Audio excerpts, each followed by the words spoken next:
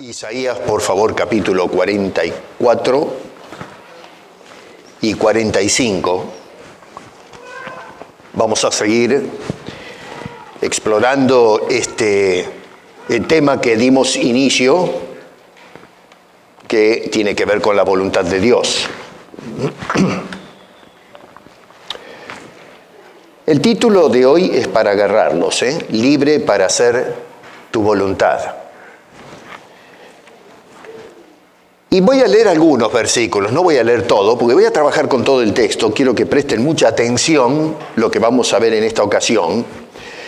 Pero, a ver, si vamos al capítulo 44, versos 24 al 28, voy a leer esos.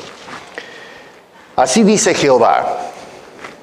No lo dice el pastor Piesco, No lo dice Isaías.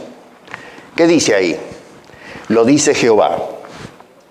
Tu Redentor, que te formó desde el vientre, yo Jehová, que lo hago todo, que extiendo solo los cielos, que extiendo la tierra por mí mismo, que deshago las señales de los adivinos y enloquezco a los agoreros, que hago volver atrás a los sabios y desvanezco su sabiduría. Yo, el que despierta la palabra de su siervo, y cumple el consejo de sus mensajeros, que dice a Jerusalén, serás habitada, y a las ciudades de Judá reconstruidas serán, y sus ruinas reedificaré. Que dice a las profundidades, secaos, y tus ríos haré secar. Que dice de Ciro, es mi pastor, y cumplirá todo lo que yo quiero. Al decir a Jerusalén, serás edificada, y al templo serás fundado.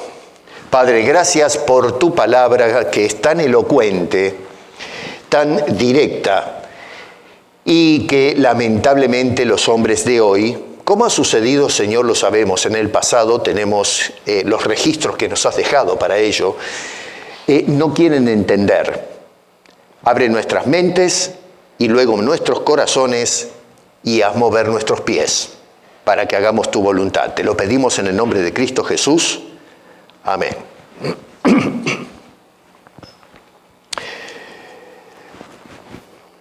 Estamos tratando de ver si... A ver, esto es como las que cocinan la cebolla, ¿no? Que la vamos pelando de afuera hacia adentro. Cuando Gloria pela la cebolla me hace llorar. Toda la casa se llena de ese, no sé, ese vapor, qué sé yo, que sale de ahí. Pero bueno, cuando pelamos la cebolla, las escrituras, hoja por hoja, también nos hace llorar. Algunos nos hace llorar porque nos sentimos mal, otros lloran de gozo. Así que sea como fuere, es un buen efecto el que produce las escrituras.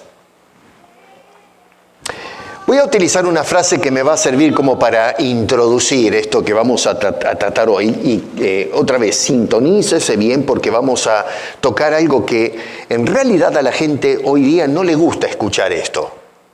A su tiempo vamos a hablar de las corrientes filosóficas que se utilizan muchas veces para argumentar el potencial que tiene la voluntad del hombre y cómo en algún sentido le pone restricciones esa voluntad a la voluntad de Dios, lo cual raya lo blasfemo, pero sin embargo es lo que se abraza muchas veces en la cristiandad contemporánea. La frase dice de esta manera: en la majestuosidad de tu voluntad soberana, Dios, encontramos el diseño divino que trasciende el tiempo, determinando incluso los actos de aquellos que nunca conocieron su nombre. En este pasaje bíblico, capítulo 45, y esta sección del capítulo 46, versos 1 al 7, encontramos declaraciones que son, cuando lo miramos, realmente son asombrosas. Nosotros a veces agarramos las Escrituras y, no sé, la leemos de una manera muy rápida. Hay programas de lectura de un año de las Escrituras y le damos, porque tenemos que terminar de leerla en un año. Y no digo que está mal, es mejor leerla en un año que no leerla. Pero a veces esta premura nos lleva a no desacelerar un poco y detenernos a meditar en lo que está diciéndonos el Señor. Este es un pasaje, pero que para mí es algo extraordinario. Por un lado, noten que en el capítulo 44, versículo 3, por ejemplo, nos está diciendo que Dios va a derramar el Espíritu Santo. Eventualmente eso sucedió. En segundo lugar, en el verso 6, la afirmación que Dios es el único y el verdadero redentor del pueblo. En un contexto donde la gente a lo mejor ponía su confianza en algún caudillo que se puede levantar y cambiar las cosas. Sin embargo, aquí encontramos que es Dios quien se postula como no una posibilidad más, entre otras, especialmente considerando las fuerzas geopolíticas, diría, porque había una competencia de territorio también entre las potencias del mundo antiguo, que podían decir, bueno, nosotros vamos a restaurar Israel. Y Dios dice, yo soy el Redentor, no hay otro, no hay competencia. Verso 7, Dios proclama lo por venir. Yo no sé, pero a veces ustedes manejan ahora por la ciudad y van a encontrar casas que tienen una mano así abierta en la ventana. Yo lo he visto varias veces, se ha puesto de moda. No sé, parece que hay un fabricante que fabrica la mano con luces para que algunos cuelguen en las ventanas. Palm reading. Le leen las manos para saber. Dígame usted, le mira la mano y sabe lo que le va a pasar el año que viene. La gente cree eso, allá en mi país, hace muchos años, las gitanas, ¿conocen ese término? Las gitanas, vestidas hacia lo español, andaban por las calles parando a todo el mundo para leer las manos.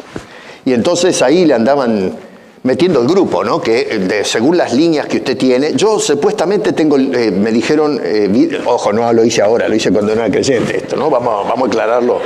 Puede decir, pastor, se hace leer las manos, ¿no? Ya, vale la aclaración. Me dijeron que es una de esas gitanas que tengo larga vida. Así que, no sé, yo me quiero ir rápido con el Señor, pero me parece que me la cocinaron ahí. Así que hay gente que quiere saber qué es lo que va a pasar. Y ojo, dentro del cristianismo también el otro día hablábamos de la futurología. Gente que está desesperada por querer saber qué es lo que va a hacer Dios en los próximos meses o en los próximos años. Dios es el que proclama lo por venir. Verso 6 y verso 8, Dios se proclama a sí mismo como el único entre todos los dioses. No hay competencia, no hay otro Dios fuera del único Dios. La gente sigue buscando, sin embargo, a ver si encuentra otra alternativa. Se enfatiza con una claridad asombrosa el tema de la elección. Esa palabra que pone nerviosa a mucha gente. Es sorprendente cómo hay personas que no se tienen aversión a la doctrina de la elección cuando está plasmada en las Escrituras desde el Antiguo Testamento. Y no es que comienza en este pasaje, ya viene hablando desde antes, pero acá en el capítulo 44, verso 1, en la segunda parte dice, Israel a quien yo escogí. Y aún no solo, uno puede decir, bueno, escogió al pueblo de Israel, lo demás es otra historia, pero en este pasaje dice que no solamente escogió a Israel, sino que aún escogió a los que no son Israel, es decir, aquellos que son del mundo pagano. En el capítulo 45, verso 4, en la segunda parte dice de Ciro, mi escogido. A ver, ¿cómo conciliamos esto con la manera de pensar hoy que no hay elección? O que Dios elige a Israel pero no a los demás. Acá estamos observando en este solo texto que se nos habla que Dios escogió a Israel y que Dios escoge inclusive a personas que no pertenecen a ese grupo humano. Acá la palabra que se utiliza, escogí, en el versículo 1 del capítulo 44 y el capítulo 45, es exactamente la misma palabra hebrea. Así que no hay ningún tipo de distinción entre la elección que se hizo de Israel y esta elección que se menciona de Ciro. Así que cuando se habla de elección en las Escrituras, tanto en el Antiguo como en el Nuevo Testamento, se trata, hermanos, nada más ni nada menos que del ejercicio de la voluntad soberana de Dios. Es Dios tomando decisiones, es un acto consciente y un acto deliberado de Dios entre diferentes opciones. Eso es lo que significa lisa y llanamente el concepto de elección. Entonces acá lo que encontramos nosotros es un acto deliberado de parte de Dios, un acto de llamar, un acto de designar o escoger personas o naciones con propósitos definidos ya por la mente divina. Ojo, no es Israel, no es Ciro, no son tampoco las naciones eligiendo a Dios, sino Dios eligiendo a todo esto. La tendencia de hoy, repito, en el común denominador del pensamiento, no sé, neocristiano, vamos a ponerle, es que la gente escoge a Dios. Dios está ahí, llama y entonces la gente lo escoge. Pero cuando vamos pasando las páginas de la Biblia y las analizamos, nos damos cuenta que eso es foráneo a las Escrituras. No encontramos ese patrón. Es Dios siempre tomando la iniciativa y escogiendo gente y naciones. Esto es algo realmente revelador y sorprendente. No solamente tenemos que se subraya la doctrina de la elección, sino que también se puntualiza la doctrina de la redención en estos pocos versículos. Y que, repito, luego se va haciendo eco de esta enseñanza en otros pasajes bíblicos de toda la Biblia. Ahí en el versículo 6 dice, su Redentor, estamos en el capítulo 44, verso 22 dice, yo te redimí, verso 23, Jehová redimió a Jacob, verso 24 dice Jehová, tu redentor. ¿Se dan cuenta? O sea que, a ver, el ejercicio de la voluntad divina se refleja en dos actos conscientes de parte del Señor. Por un lado, Dios elige a quien quiere. No es la gente, los que quieren, eligen a Dios. Por lo menos eso no es lo que nos está diciendo por inspiración Isaías acá, que en realidad no es Isaías, es Dios el que está hablando, está usando a Isaías como un instrumento de comunicación. Así que Dios elige a quien se le da la gana y en segundo lugar Dios redime a quien quiere. Nada tiene que ver con la decisión humana. Claro, a la gente no le gusta esto. Esto ofende al pensamiento contemporáneo, inclusive dentro de la iglesia. Pero no se trata de lo que la gente quiere oír o lo que la gente espera, sino lo que Dios quiere y lo que Dios comunica. Dios es representado, a ver, verso 24 como creador, yo, Jehová, lo hago todo. Verso 6 dice que Él se presenta como Señor, el alcalde de todo. Ya hablé de esto, no me voy a entretener ahora con eso. Dios se presenta como el que elige y en cuarto lugar como el Redentor. No cabe la menor duda que lo que está haciendo la inspiración, Isaías, si se quiere, lo que destaca es la soberanía de Dios sobre absolutamente todo.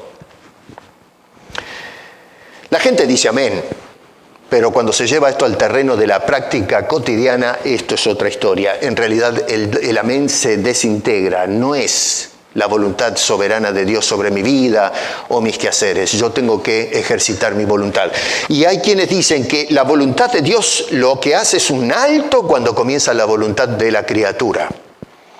O sea que en realidad, cuando hablamos de conceptos, Dios entonces no es soberano, como dicen las Escrituras. Según el hombre, la soberanía de Dios tiene una pared, tiene un límite y no puede cruzar ese límite. Eso es completamente blasfemo, porque deshonra a Dios como se revela en las Escrituras.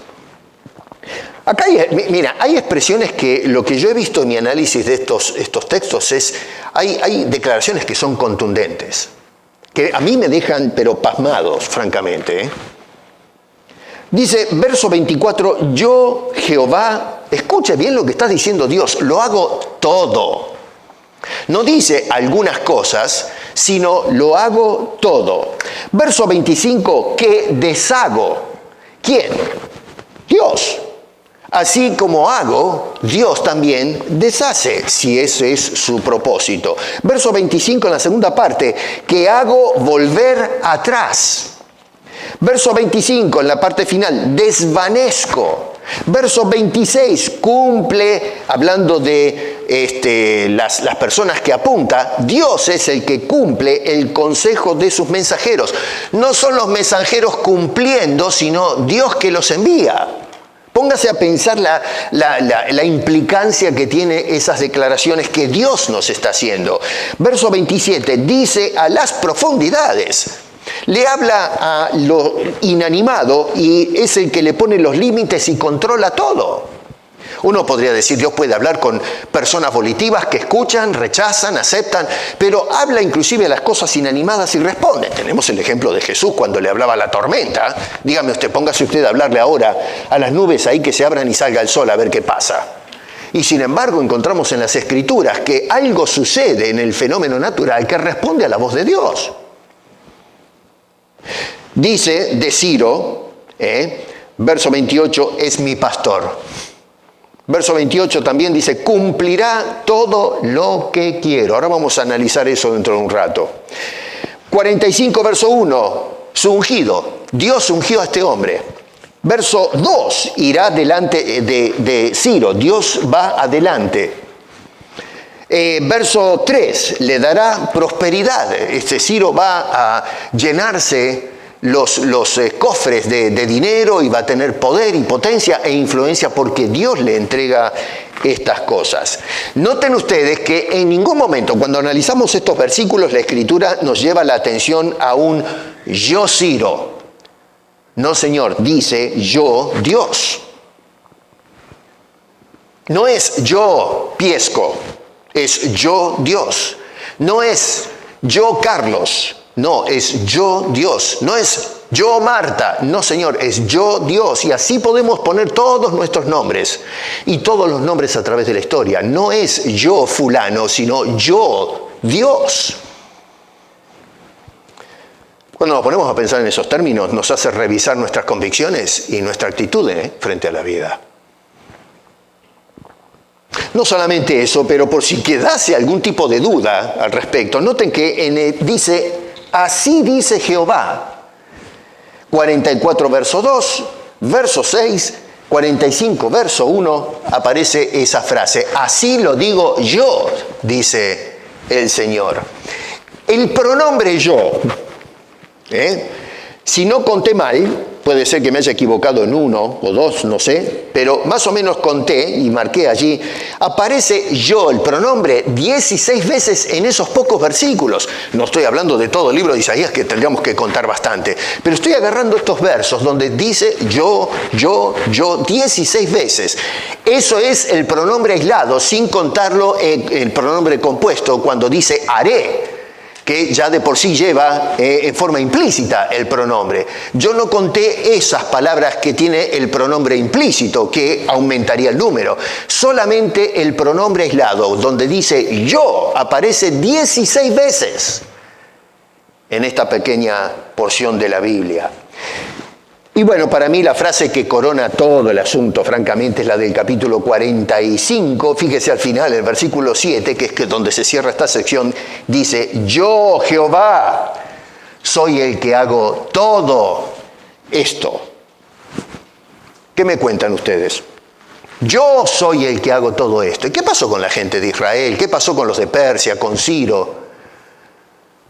Ciro podría haber dicho, yo hice todo esto, yo hago todo esto. Y ahora van a ver por qué no podemos pensar en Ciro. Ahora dentro de un rato les voy a hablar de algo muy interesante. Pero noten ustedes, dice Dios, yo hago todo. No es que dice, hago algunas cosas, no hay nada que Dios no haga. Hermano, a ver, yo creo que si paramos ahí tendríamos que irnos a casa y pensar otra vez, bueno, a ver, este asunto de la voluntad del hombre y la voluntad de Dios la tengo que revisar. Porque sí, tal vez lo abordamos desde un punto de vista ideológico o filosófico, pero cuando lo miramos desde una perspectiva escritural, hay algo ahí que no estamos entendiendo los hombres. Dios interviene directa y deliberadamente en los eventos de la historia. Y esto entonces, no sé, a lo menos a mí me lleva a pensar, bueno, ¿Dios no continúa interviniendo en los eventos de la actualidad? ¿Eso fue un caso aislado en el pasado que Dios sí puso sus manos en los eventos de la historia y dirigió los propósitos suyos? ¿Y al presente Dios lo que hizo es dar un paso a un lado para que las cosas las manejemos nosotros? La Biblia nunca habla en esos términos. Así como Dios en el pasado lo observamos a través de las Escrituras, armando el mapa histórico, lo mismo está sucediendo al presente. En nuestro continente hoy estamos en algunos lugares donde se están debatiendo las elecciones presidenciales en algunos lugares. Y estamos todos pensando, bueno, ¿a dónde va a parar todo este asunto de la política? ¿Dónde está Dios? Dios está en control. Lo que pasa es que no vemos las manos de Dios bajando del cielo y dirigiendo las cosas, pero nos dice la Escritura que Dios es el que controla los eventos de la historia. A ver, si Dios, pónganse a pensar, si Dios profetiza, si Dios nos habla de lo que va a suceder, tiene que dirigir indefectiblemente los eventos de la historia para que llegue a cumplirse lo que Dios dijo que va a suceder. Porque si Dios nos dice que va a suceder algo, pero eso no es una realidad, sino una posibilidad, no tenemos seguridad de ningún tipo. ¿Qué sentido tiene ir a las Escrituras para mirar cuál es el porvenir, cuando ese porvenir está supeditado a decisiones libres de criaturas que Él ha puesto en este mundo? A lo sumo, Dios lo que puede hacer es imaginarse lo que puede suceder, hacer pronósticos que quizás se producen o se cumplen, pero no necesariamente otorgarnos la seguridad absoluta o incuestionable que puedo confiar en la palabra de Dios cuando nos habla de qué es lo que va a suceder. Tendríamos que dudar absolutamente todo. Y si ese es el caso, personalmente pienso que ni vale la pena ser cristiano entonces. ¿Qué garantía me da a mí cuando me dice que soy salvo cuando en realidad no sabemos? ¿Qué garantía tengo yo que, el Señor Jesucristo va a venir a este mundo por segunda vez si no lo sabemos? Es simplemente una quimera. ¿Qué seguridad tengo que voy a ir al Padre cuando eso no se sabe? En fin, todas las promesas futurísticas se hacen agua, se desvanecen, se escapan. ¿Por qué? Bueno, porque Dios no sabe de lo que está hablando. Porque todo está supeditado a las decisiones futuras de criaturas absolutamente libres. Esto repito, hay que sentarse a pensar otra vez todo este asunto. Estamos encarando mal el concepto y la enseñanza de lo que es realmente la voluntad de Dios y la voluntad de los hombres. Acá lo que Isaías está tratando de dejarnos en claro, y repito, no es el hombre sino Dios hablando a través del profeta, es que no quede ningún lugar en nuestras mentes y en nuestros corazones de la soberanía, del poder, de la autoridad y la voluntad de Dios sobre toda la historia y sobre las decisiones de seres volitivos, seres humanos que pasan por la historia y las elecciones que hacen los pueblos, que en definitiva se sujetan a la elección soberana de su Redentor. Y aún las cosas inanimadas, escuche bien, responden a la voz y la voluntad de Dios. Si Dios le dijese a este parlante que flote en el aire, no es asunto de ¿puedes hacerlo? Se levanta. Se levanta porque Dios, qué sé yo, lo que hace con las leyes naturales, pero si Dios quiere hacer eso, lo hace. Y si yo intentara bajar el parlante me levanta a mí con el aparato y todo. Nada puede frustrar el poder y la voluntad de Dios. En estos 2 capítulos eso es lo que trata de hacer la Escritura, es exaltar la autoridad, el poder y la exclusividad de Dios como el único gobernador y redentor de Israel y de todo el universo. Y ahí estamos envueltos también nosotros. Yo pienso que eso nos tiene que hacer inclinar nuestros cuerpos en adoración, en reverencia y sumo respeto hacia la soberanía de ese Dios que hace lo que quiere sin consultar con los seres creados. Hace su voluntad. Hermano querido, mira, ¿sabes una cosa? Cuando lees tu Biblia, ahora que empieza esta semana, y sí, ojalá que lo hagas, ¿no? Que agarres tu Biblia para leerla, ¿no? Cuando lees tu Biblia, no leas simplemente tu Biblia. Lee al Dios de tu Biblia. Cuando te sientes allí con el libro abierto, lee acerca del Dios de la Biblia. Lo que tienes que hacer es abrir el corazón frente a la majestad del Dios que inspiró este libro para que lo conozcas. Sí, hay gente que dice, yo leí la Biblia, pero no estás leyendo a Dios. Dios nos dejó las Escrituras para que contemplemos su gloria y su grandeza. Y nosotros lo que hacemos a veces es concentrarnos en lo periférico. Inclusive traemos ideas foráneas a las Escrituras y se las metemos e interpretamos las Escrituras en base a nuestras preconcepciones que hemos concebido previamente, nuestras inclinaciones filosóficas o inclinaciones ideológicas. Nos sentimos cómodos con cierta manera de pensar y entonces condicionamos todo lo que nos dice la Biblia a los caprichos y patrones humanos. No, Señor, no abras la Biblia en esos términos. No se trata de leer un libro más de religión. Se trata de contemplar la grandeza de este Dios que se nos revela a través de su palabra. No leas la Biblia, lee al Dios que te está hablando a través de este bendito libro sagrado. Abre tu alma, abre tu corazón a la palabra de Dios. Levanta tus ojos para ver al Dios de la Biblia. Y no simplemente pasar las hojas del libro y decir y memorizar pasajes bíblicos que a fin de cuentas se trata de un libro de religión nada más. Por supuesto, los fariseos y los escribas cayeron en esta trampa. Eran tremendos intelectuales, pero no llegaron a experimentar o a respirar el volumen espiritual que había en las Sagradas Escrituras. Y es por eso que vivieron vidas legalistas, superficiales, que no se hundieron en los misterios de la voluntad de Dios para sus vidas. Y es ese Dios el que nos habla, en última instancia, asumiendo forma humana, la persona del Hijo, para venir a nosotros y por nosotros, sus elegidos, nuestro bendito Redentor.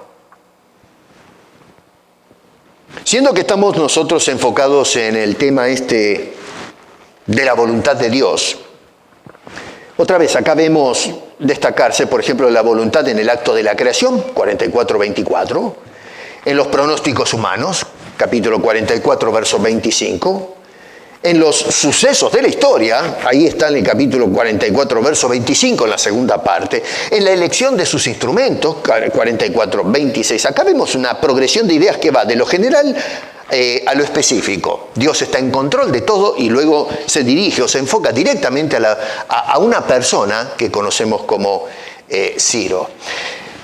En este punto nosotros observamos cómo la voluntad de Dios entonces se sobrepone o supera ampliamente la voluntad de los hombres. En ningún momento, en ningún lugar de las Sagradas Escrituras se deja un espacio o una grieta para que nosotros podamos concluir que Dios se inhibe de hacer su voluntad frente a la voluntad de la criatura. ¿Dónde vemos nosotros una declaración que Dios dice, hasta aquí llegué porque me encuentro con la medianera de la voluntad del hombre? No hay una sola instancia en las Escrituras que se presente a Dios en esos términos. Acá lo que vemos es un Dios que puede actuar soberanamente por encima de cualquier decisión humana, de inclusive hombres paganos, determinando y dirigiendo todos sus actos y en los actos de las naciones inclusive, y de la historia con el fin de llevar a cabo sus soberanos propósitos. Y esto a mí me da mucha alegría y mucha esperanza que lo que Dios dijo que va a hacer en nuestro futuro lo va a cumplir en todos sus detalles, no va a fallar absolutamente nada. Por eso Jesús dijo que ni un tilde, ni una jota va a pasar de lo que Dios ha determinado. Tenemos acá a este señor, Ciro, es un pagano, no era del pueblo de Israel. Y este señor cada día, desde que asumió su gobernatura, inclusive me atrevo a ir más atrás, porque yo estoy hablando de Ciro acá como ya monarca de Persia, pero aún desde que comenzó a hacer uso de razón, cuando tenía unos pocos años y tomaba decisiones, acá tenemos algunos chicos que están empezando a florecer, empiezan a mostrar sus caprichitos y a tomar sus propias decisiones y eso va a ir madurando. Ciro, inclusive desde esos tiempos tempranos, desde que inclusive subió al poder, tomó decisiones voluntarias. ¿Quién va a decir que no? Este hombre muchas veces habrá dicho esto sí, esto no, quiero esto y detesto lo otro, pero lejos estaba de imaginar y aún de llegar a admitir en algún momento que una voluntad superior estaba trabajando sobre él y estaba dirigiendo su vida y sus propósitos, una voluntad fuera de él, ajena a su propia voluntad. Una voluntad que estaba dirigiendo su vida y sus decisiones para que se cumpla la voluntad de otro. Y esa era la voluntad soberana de Dios. Basado en estos versículos, yo puedo puntualizar y puedo ver cosas trascendentes que realmente me hacen cambiar la manera de pensar como hombre pensante y con voluntad propia. Tenemos, en primer lugar, esta revelación que es que el hombre cumple todo lo que Dios quiere. Ojo, no es que el hombre cumple algunas cosas de lo que Dios quiere. Jamás la Biblia habla de esos términos. La Biblia nos dice que el hombre cumple todo lo que Dios quiere. Cuando el hombre hace otra cosa, Dios permite, porque Dios quiere que se haga otra cosa. Ya vamos a hablar de diferentes aspectos. Ahora se habla mucho en el campo académico de las voluntades de Dios y no me gusta ni medio ese concepto de las voluntades de Dios. Yo considero que la voluntad de Dios es una y única y lo que se puede describir en las Escrituras son diferentes aspectos de esa voluntad. No es que son tres voluntades distintas, vamos a hablar la decretal, en fin, vamos a mirarlo eso la próxima vez, no quiero marearlos ahora. Pero, en fin, es la voluntad de Dios manifestándose de diferentes maneras o ejercitada de diferentes maneras. En este caso, el hombre cumple todo lo que Dios quiere. Capítulo 44, verso 28, mira lo que dice. No, esto no es un asunto de que, bueno, ¿de dónde se saca? ¿Esto es una idea personal? No, es lo que Dios está tratando de dejar claro. Dice que Ciro es mi pastor y cumplirá ese Ciro todo lo que yo quiero. Esa palabra cumplir, asá es en hebreo, etimológicamente significa él va a hacer, va a realizar todo. No parte, sino absolutamente todo lo que yo quiero. Digo yo, ¿a dónde va a parar el Ciro que dice, o puede decir, yo quiero esto? A ver, si alguien le hubiese preguntado a Ciro, dígame, usted, señor, qué sé yo, el monarca, el rey de Persia, ¿usted quiere gobernar? Claro. ¿Usted quiere extender su territorio? Pero por supuesto. ¿Usted es dueño de las huestes de Persia? Sí, señor, yo comando esas huestes. Yo doy las órdenes. Yo hago lo que acá el que manda soy yo, Ciro. Guay que se levante otro a competir con eso. Bueno, eso es en la esfera de la realidad humana, pero acá lo que estamos observando es que se nos corre el telón y se nos introduce a nosotros a una esfera a la cual Ciro estaba ciego. No podía entender ni por casualidad. Se nos mete o se nos introduce en la esfera de donde se gobierna absolutamente todo y dice, este hombre va a hacer lo que yo, Dios, digo y lo que yo quiero. O sea que Ciro viene a ser entonces en la historia un instrumento a través del cual Dios cumplirá sus planes y sus propósitos, no los planes y propósitos del hombre.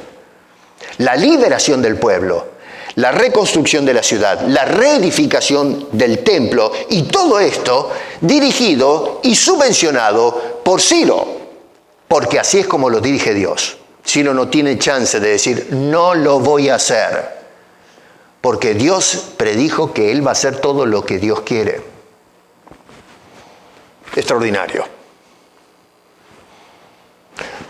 Noten ustedes cómo las dos voluntades acá, la del hombre, Ciro, un pagano, y la voluntad de Dios se encuentran.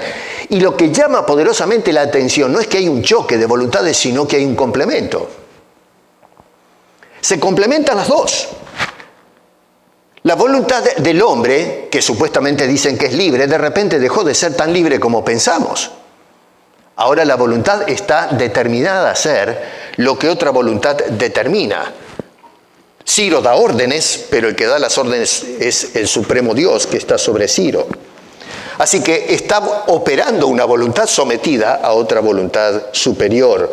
No una voluntad inhibida, una voluntad, limitada, que en este caso sería la de Dios, inhibida o limitada por la voluntad de la criatura, sino que es una voluntad que cruza al otro lado y no tiene que pedirle permiso a la otra voluntad supuestamente libre.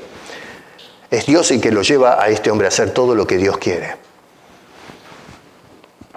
Algunos podrían argumentar que, bueno, con el caso de Ciro fue un caso aislado, ¿no? Yo he escuchado a personas decir, bueno, pero no es legítimo el argumento de agarrar a Ciro, porque ese es un caso, sí, en la historia único, donde Dios agarró a un hombre que tenía libre albedrío y sin embargo lo movió a tomar decisiones según los propósitos de Dios. Pero, a ver, escúchenme una cosa, el solo argumento, aunque haya sido Ciro solo, descalifica el argumento contra la voluntad soberana de Dios.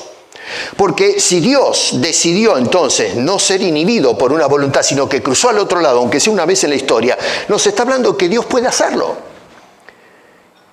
Y no solamente puede hacerlo, pero la historia dice que lo hizo. Así que no vale el argumento ese de que, bueno, es un solo caso aislado en la historia, porque el argumento descalifica la pretensión de dicho argumento descalificativo. Dios lo hizo una vez, pero lo hizo. A ver, cuando hablamos de la encarnación, fue una sola vez en la historia, pero sucedió. ¿Quién va a decir, no, bueno, no se puede tomar ese ejemplo de la encarnación porque sucedió una sola vez? Bueno, sucedió una sola vez, pero sucedió. Dios puede asumir forma humana. Así que no es una falacia usar ese argumento. Ahora, ni siquiera ese argumento es válido porque tenemos ejemplos en las Escrituras a través de los cuales se nos muestra que no solo Ciro, sino otros personajes fueron escogidos e hicieron la voluntad o los propósitos de Dios. Tenemos en el Antiguo Testamento a Rahab, tenemos al rey Nabucodonosor, que fue predecesor de este.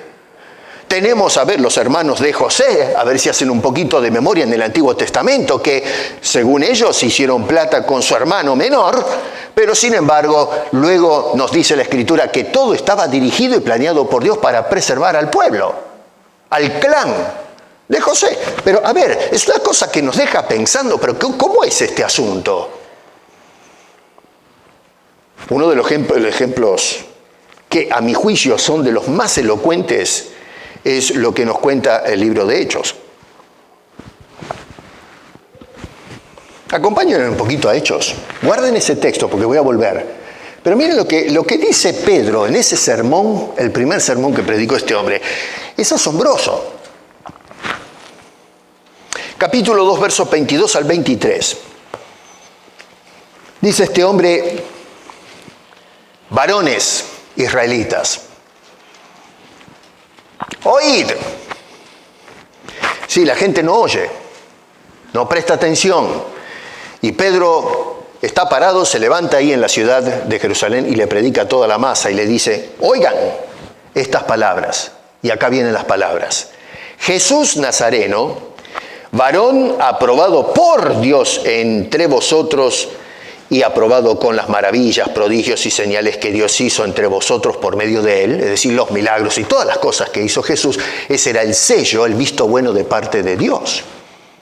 Está apelando al testimonio de la gente, diciendo, ustedes lo vieron y ustedes lo oyeron. Así que no es una... Acá no está Pedro inventándose. Algunos hoy dicen que todo lo que hay en la Biblia son palabras de hombres. Está hablando a la masa, a la sociedad, y la gente se está mintiendo. Pedro hubiesen dicho, lo hubiesen apedreado. Pedro, dejate de pavadas, que no venís a vender qué cosa. Andate para allá. Y sin embargo, este hombre se paró y predicó, dice, y ustedes lo vieron, lo oyeron, son testigos, toda la sociedad, de lo que Jesús hizo en medio de ellos. Y eso está diciendo, ese es el sello de Dios. Y luego este hombre dice, entregado por el determinado consejo y anticipado conocimiento de Dios, escucha ahora, prendisteis y matasteis por mano de inicuos crucificándole. Presta atención lo que está diciendo Pedro acá, porque, repito, nosotros leemos a la carrera el sermón de Pedro, pero no frenamos para pensar el torrente teológico que viene de lo que está predicando por primera vez Pedro. Hay un choque de voluntades. Ustedes prendieron, tomaron la decisión de arrestar a Jesús. Ustedes mataron a Jesús y ustedes escogieron la forma, y es colgarlo en una cruz, uno de los métodos más brutales para terminar con una persona y hacer escarmiento al resto de la sociedad de que no se hagan los locos, porque así es como van a terminar. Ustedes tomaron la decisión, ustedes hicieron esto. La gente dijo, crucifiquen a ese hombre. Tanto los del clero como la sociedad no se levantó a decir, no hagan semejante barbaridad, esto es un acto injusto. Inclusive los paganos se lavaron las manos y dijeron, ahí está, su crucifiquen a estas personas. Estuvo el procurador romano, estuvieron los soldados, los que eran jefes de la guardia, todo el mundo estuvo metido. No hay ninguna persona inocente en este asunto de la crucifixión. Ustedes tomaron la decisión de hacer esto que sucedió con Jesús. Y sin embargo, noten que lo que nos dice Pedro en esos versículos, Dios lo determinó anticipadamente. Dos palabras claves, repito, determinación y anticipación, antes que la gente actuara volitivamente tomando una decisión de prender, matar y crucificar a Jesús. Pasemos a otro tema. No, resuelve esta situación, esta tensión que vemos acá. ¿Cómo que pasemos a otro tema?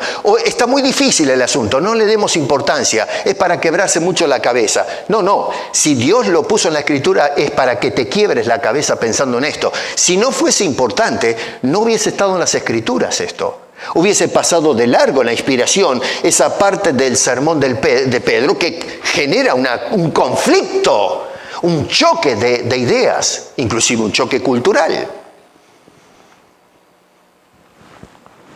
Cuando Ciro estableció su gobierno, la agenda que tuvo aquel hombre cuando subió al poder y consolidar su imperio era expandir el territorio y que sea conocido su imperio por la tolerancia, por el respeto a la diversidad cultural, religiosa y social. Ese era el programa, el plan de acción que tenía Ciro.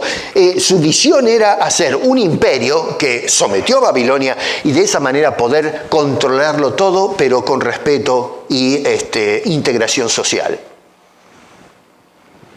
Y sin embargo, él tenía su agenda de hacer todo esto, pero Dios tenía la suya propia y se cumplió la agenda de Dios. Ciertamente que Ciro logró todo lo que tenía en su corazón, pero usó Dios a Ciro para hacer lo que Dios tenía en su corazón, es decir, cumplir todo lo que Dios quería. Y sin embargo, Dios dice, este Señor va a cumplir todo lo que yo quiero. ¿Quería Dios que se expandiera como imperio y todo lo demás? Claro que sí. Sí, Él es el que le dio todo eso. Si no hubiese querido eso, hubiese hecho otra cosa. Y sin embargo eso es lo que Dios quiso. El hombre cumple, y tú y yo, todos cumplimos lo que Dios quiere. No podemos frustrar los propósitos de Dios. Eso es lo que dice el texto. Yo no me estoy inventando esto. Esto no es una conclusión. Eso es lo que te está diciendo el pasaje. La persona va a cumplir todo lo que yo quiero. No solamente se trata de que el hombre cumple todo lo que Dios quiere, pero va mucho más allá, porque ahora también llegamos a la conclusión que la historia cumple todo lo que Dios quiere. Ya no estamos hablando de individuos, sino la colección de hombres que tomaron decisiones y que trazaron el curso de la historia.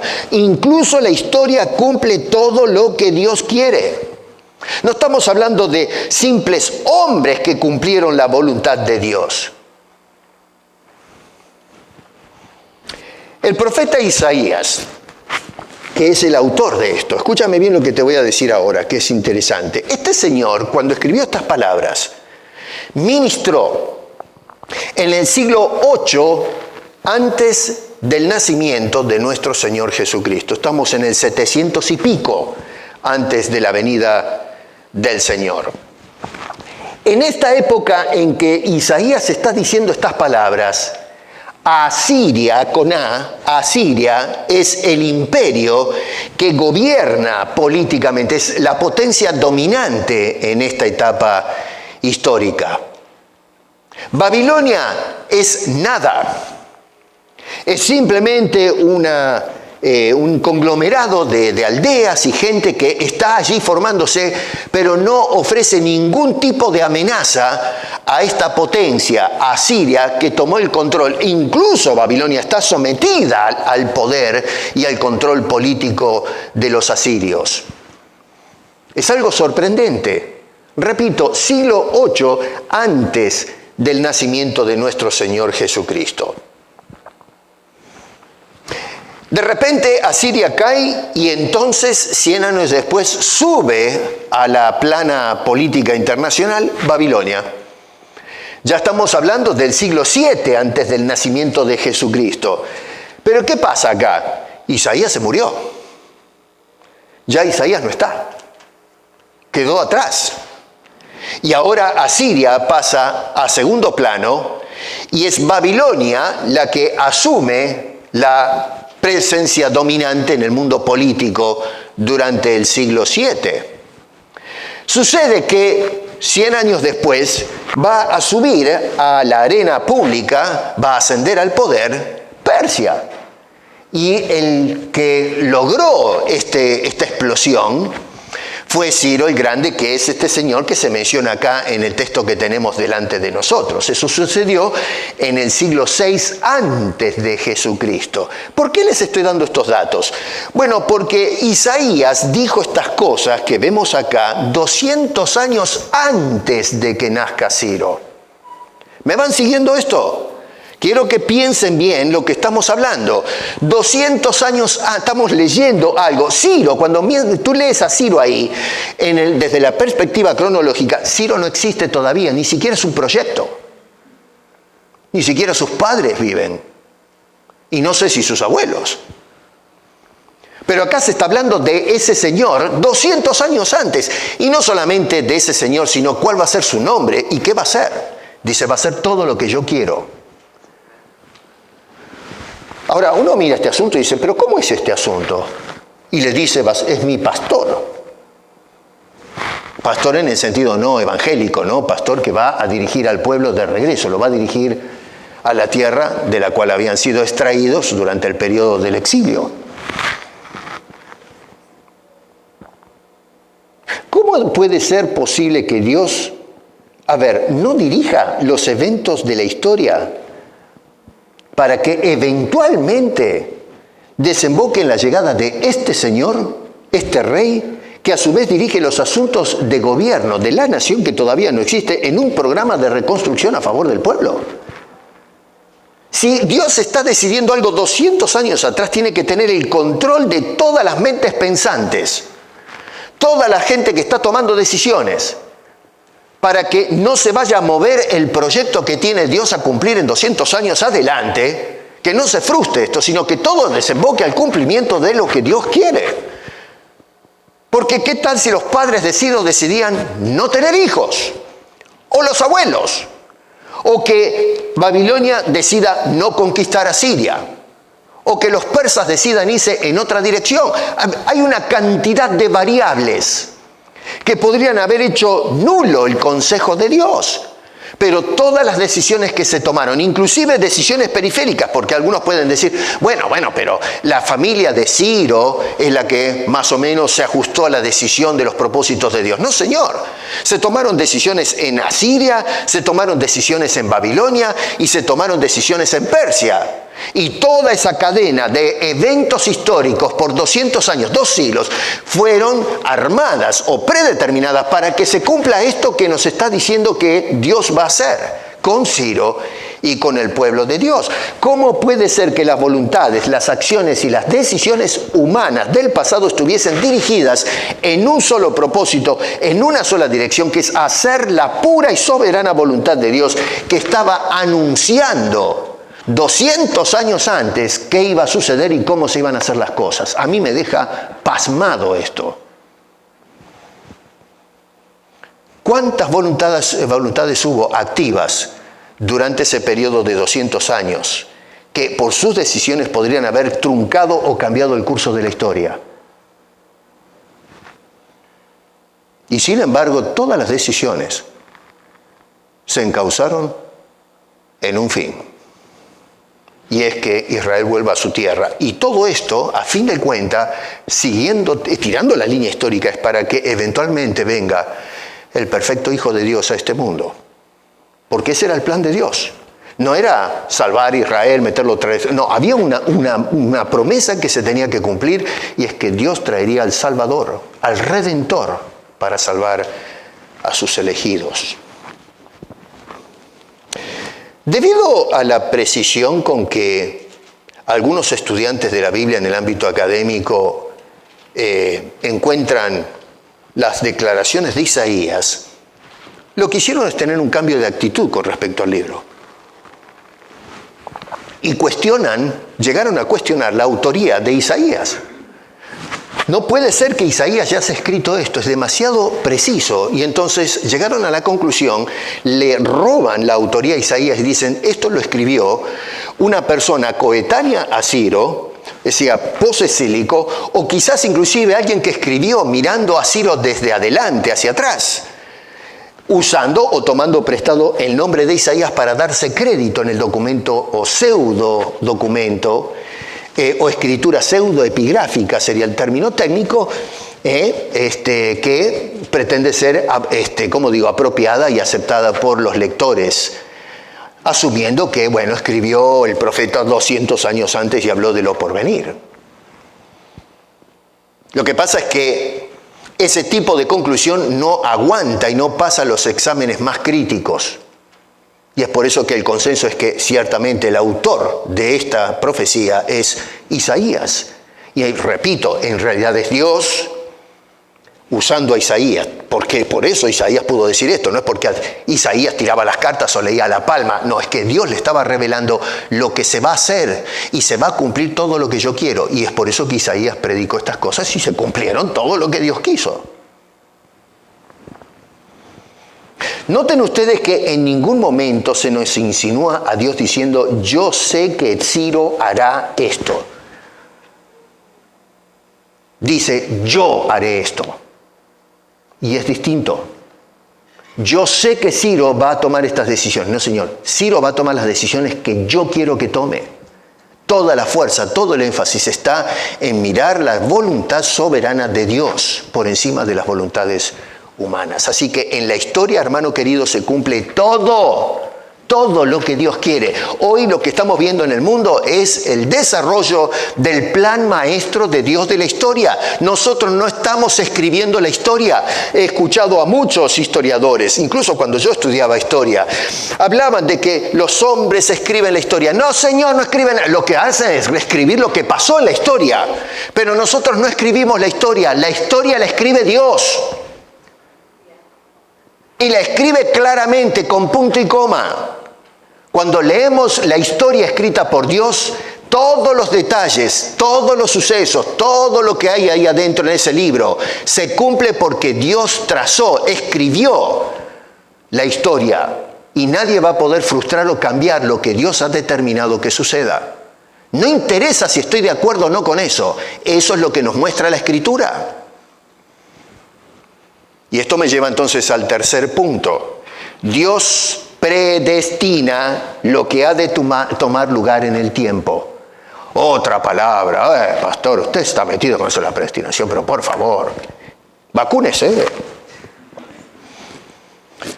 No, usted se tiene que vacunar. A mí ya me vacunó Dios. Repito, estas palabras, hermano querido, fueron escritas 200 años antes de que tome lugar estos acontecimientos. Y sin embargo, si miramos ahí con detalle, Dios está hablando en tiempo presente y tiempo pasado. A ver, en el capítulo 44, verso 28 dice, Él es mi pastor. 200 años antes, no dice, Él será mi pastor cuando nazca. ¿Cómo es eso? Él es, pero si todavía no están, ni los viejos de Ciro están vivos, pero Él es mi pastor. Después dice en el verso 28, cumplirá en futuro, mirando hacia adelante, y dice lo que yo quiero ahora. Él, cuando nazca, va a hacer lo que ahora, 200 años antes, yo quiero. Tira por la ventana el concepto de tiempo. Dios no es Dios fue ayer, a veces decimos Dios fue el mismo ayer, hoy y siempre. No, Dios es el mismo. Y no hay que decir fue el mismo ayer, hoy y siempre, porque en la perspectiva de Dios no hay ayer, hoy y mañana. Es siempre. Necesitamos hablar en esos términos porque desde la perspectiva humana tenemos que separar el tiempo. Hubo para nosotros un ayer, un hoy y un mañana, pero con Dios no. Dios está fuera del tiempo. Dios no se ajusta. Dios sí, en forma inmanente, actúa en el tiempo de las criaturas o de la creación, pero Dios está fuera del tiempo, es trascendente. Por eso Dios puede hablar en estos términos. Yo quiero ahora. Siempre lo quiso, siempre lo va a querer. Dios tomó a Ciro, capítulo 45, verso 1. Pero, hermano, ¿me está siguiendo? Está hablando 200 años antes. ¿Cómo que tomó a Ciro? En tal caso sería, va a tomar a Ciro cuando nazca, cuando crezca, cuando sea el monarca de Persia. No, Señor, Dios ya lo escogió a este señor. Es su propiedad, su patrimonio. Y lo llamó por su nombre.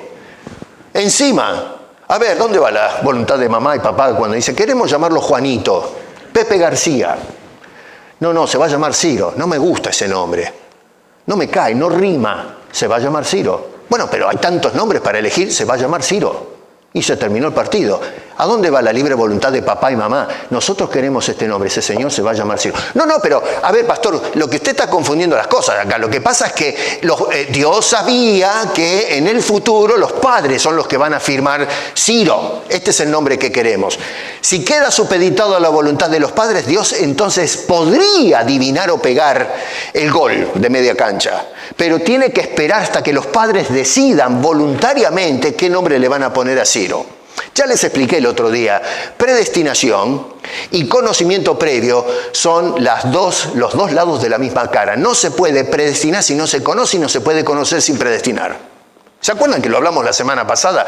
No me quiero explayar otra vez en eso. Vayan al video y escuchen esa situación. Dios llamó a este hombre y es interesante porque dice que aún cuando Ciro no conoció a Dios, verso 4 y lo vuelve a repetir en el verso 5, es decir, un hombre que no conocía a Dios personalmente, no tenía ningún tipo de relación e interés en el Dios de los judíos.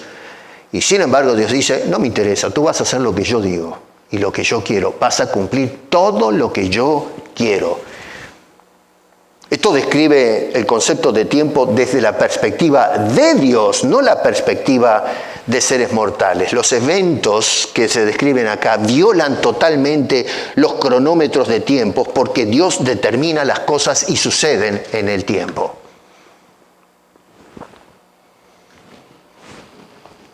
Bueno, ¿y qué lecciones sacamos de todo esto extraordinario que se deja ver en este pasaje bíblico?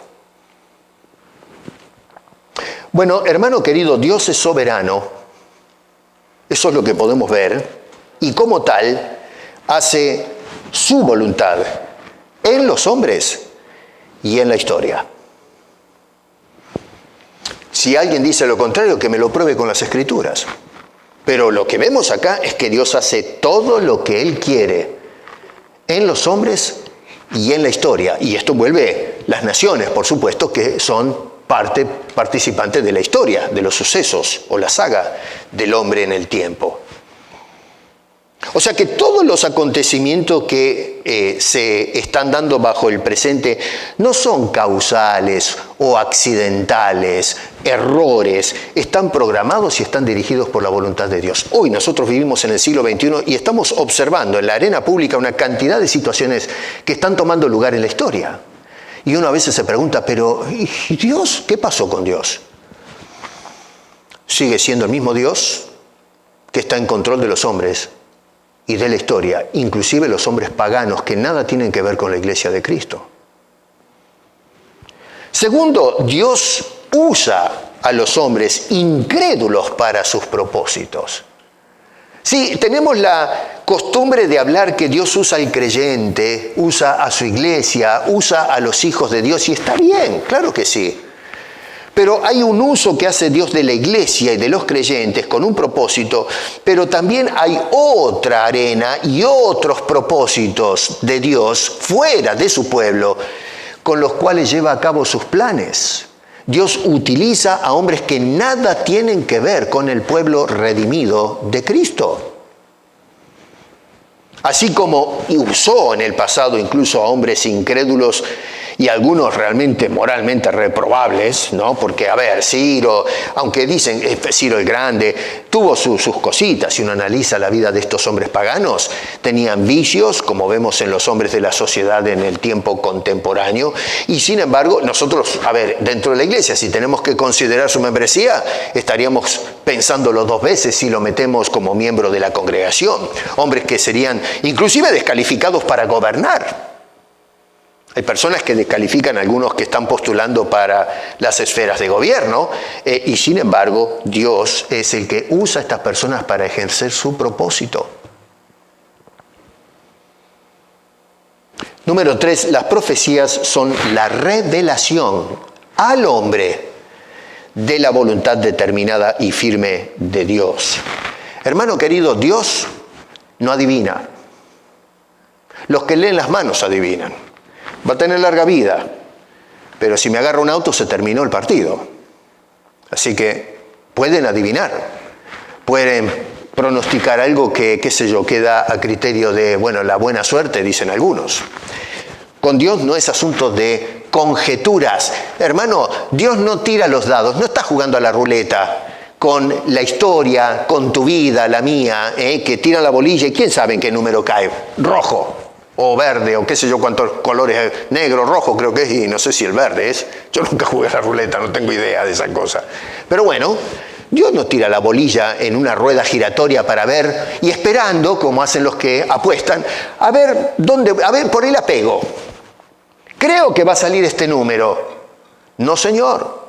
Dios te dice dónde va a caer la bolilla. Dios dice cuáles van a ser los números del dado. Él es el que tira las cartas. Así es como va a ser el asunto.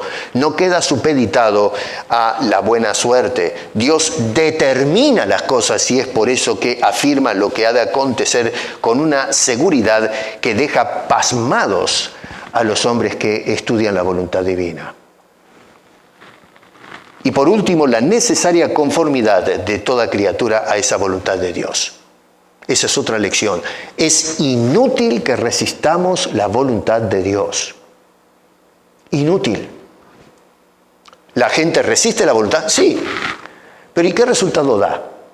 ¿Acaso la sociedad dice no queremos saber nada con Dios? Dios se preocupa diciendo, bueno, sonamos. Si la gente no quiere escucharme, no quiere hacer lo que yo hago, los planes que tengo se me hacen agua porque el hombre no apoya, no me da su aprobación.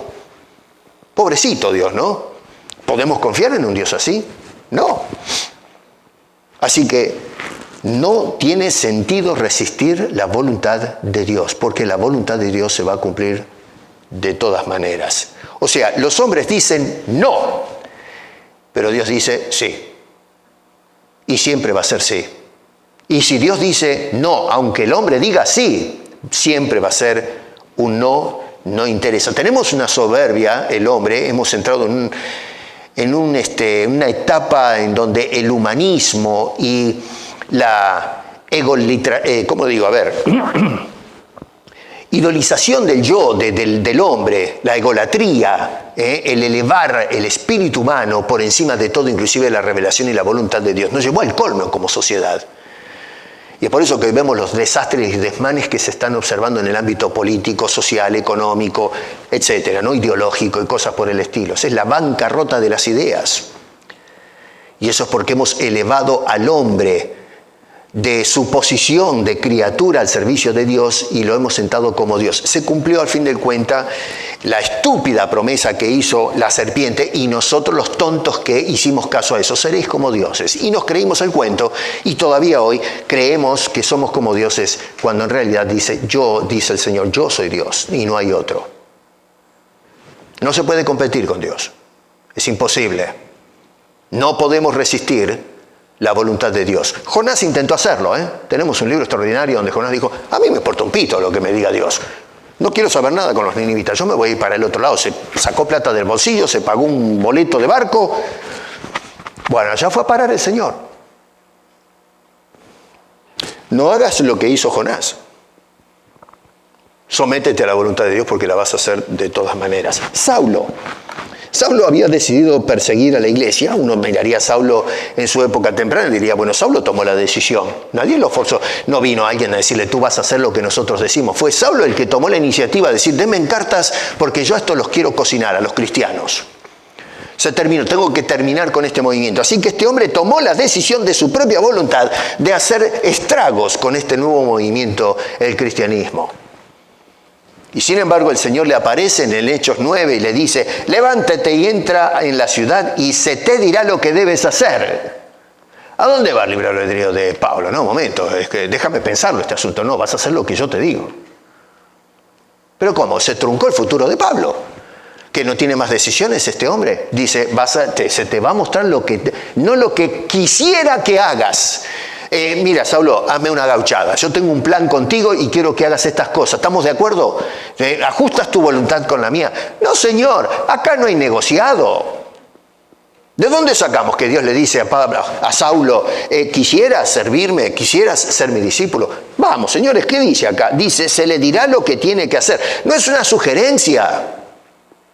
Es una obediencia. No está invitando a Saulo a ser parte del programa de Dios. No, dice, tú vas a hacer lo que yo digo. Lo mismo que hizo con Ciro. En el versos 15 al 16 dice, es tremendo, cuando miramos y exploramos la Biblia, la verdad lo deja uno atónito. Dice, instrumento, mire, instrumento, no dice, hombre, es un instrumento, es como cuando tú agarras la cuchara para tomar la sopa. La cuchara nos dice, no quiero que me uses. La cuchara tiene que responder sin protestar a el uso que hace el que agarra la cuchara. Bueno, esta es la cuchara de Dios. Es un instrumento escogido. Yo lo escogí. No es Saulo diciendo, Señor, yo te escojo como mi Señor, mi Salvador. No, yo soy el que lo escojo. Y lo escojo como instrumento. Por eso Pablo después decía, soy un esclavo. Soy un siervo. Apuntaba a esa realidad. Él es un usufructuado por Dios. Lo creó, lo formó, lo preparó todo para ser un instrumento para la gloria de Dios. Para obedecer los propósitos y la voluntad de Dios. Pero ¿de dónde sacamos la idea de que, bueno, quizás Saulo tuvo su propia voluntad libre de hacer lo que se le antoja, pero Dios no le dio la chance? No, Señor, él fue creado para eso. Es un misterio. Lógico, esto genera un montón de preguntas, pero ¿cómo puede ser que el libre albedrío, bueno, yo no sé, no nos metemos en... La Biblia no nos mete en esos misterios, cómo se cocina en la máquina de la mente de Dios todo esto, pero la Escritura lo revela así. Por eso se relatan estos sucesos. Es mi instrumento, yo lo escogí. ¿Para qué? Para llevar mi nombre en presencia a los gentiles. No, yo no quiero ir a los gentiles. Si los judíos detestamos a los gentiles, yo quiero ir a los judíos. No, Señor, yo te escogí para que vayas a los gentiles. Acá no hay pataleta que valga. Y vas a ir frente a reyes y de los hijos de Israel, porque yo le mostraré a este señor, a Saulo, cuánto le es necesario padecer por mi nombre. Encima, los problemas que iba a encarar Saulo ya estaban metidos en la agenda de Dios. Pero Señor, escúchame, dame un cable. Está bien, me estás agarrando la oreja y me estás llevando como instrumento para hacer tu voluntad y encima me vas a meter en problemas. Bueno, eso es lo que le dijo. Tengo que mostrarle lo que va a padecer, no lo que va a hacer, lo que va incluso a padecer, dice Dios. Y ese hombre tuvo que tragar agua salada, más de una vez, y piedrazos, y palizas, y cárcel, de todo. Porque Dios lo escogió para ser un instrumento para los gentiles. Y entre esos estamos nosotros. Abre los ojos para ver a Dios, por favor. Deja de mirar a los hombres. Decía Pablo que levantemos los ojos y pongamos los ojos en la mirada en las cosas de arriba, no las de la tierra. La filosofía es de la tierra. El humanismo es de la tierra. Ya vamos a futuro, estoy preparando una serie acerca de las ideologías que han impregnado la iglesia. No, Señor, hay que levantar los ojos y mirar la gloria de la soberanía de Dios. En conclusión, hermano, aunque vemos a los hombres y aún los sucesos de la historia y la sociedad ejercitar su voluntad propia, sin embargo, no están divorciadas esas voluntades o enajenadas de la voluntad absoluta y soberana de Dios. La voluntad de Dios no llega hasta donde comienza la voluntad de las criaturas. Jamás la Biblia habla en esos términos que Dios dice hasta acá llegué, no puedo cruzar al otro lado. Eso es totalmente foráneo, es sacrílego. La Biblia jamás habla en esos términos. La voluntad de Dios desborda la voluntad de sus criaturas y se ha de cumplir siempre su soberana voluntad, sin excepción alguna.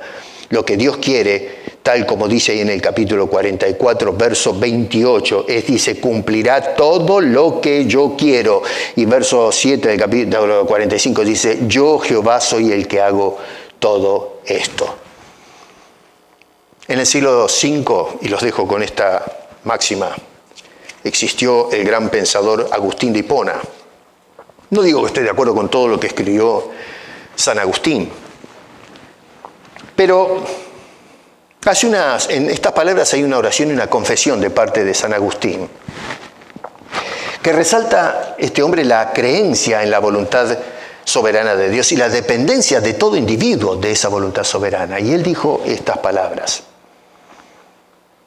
amor eterno de Dios, cuida de mí, tu Hijo, para que yo sea libre del lazo del pecado y pueda ser perfecto para ti. Líbrame de la carga de la maldad humana, para que yo pueda ser libre para hacer tu voluntad. Esa es la única libertad que se nos da. Eres libre para hacer la voluntad de Dios, no para que tengas libre albedrío de hacer lo que se te antoja. Libres en Cristo para hacer todo lo que Dios quiere, y no podrás jamás frustrar la voluntad de Dios. Gracias, Señor, porque tu voluntad lo controla todo. Y eso es lo que nos da seguridad y esperanza. Tu voluntad decidió salvar al hombre cuando cayó. Tu voluntad decidió dirigir los sucesos de la historia para que tú asumas forma humana. Tu voluntad decidió desde antes de la fundación del mundo salvar a algunos de los perdidos. Tu voluntad decidió sellarnos con tu Santo Espíritu, que nos guía a toda verdad. Por tu voluntad, Señor, has sacado las vendas de nuestros ojos para que caigamos de rodilla ante la refulgente gloria tuya y podamos decir, Señor, hágase tu voluntad, así en la tierra como en el cielo. Señor, haz tu voluntad en nuestras vidas. Haz tu voluntad en esta congregación. Haz tu voluntad en esta sociedad. Haz tu voluntad con tu iglesia en el siglo XXI. Úsanos, por favor, como instrumentos escogidos para hacer lo que tú tienes determinado con los tuyos. Y de esa manera, Señor, siempre vayamos andando por este mundo agarrados de tu voluntad y sabiendo que todo va a desembocar en tu gran e infinita gloria. Gracias, Señor, por hacer tu voluntad. Elevamos esta humilde oración en el nombre de Cristo Jesús. Amén.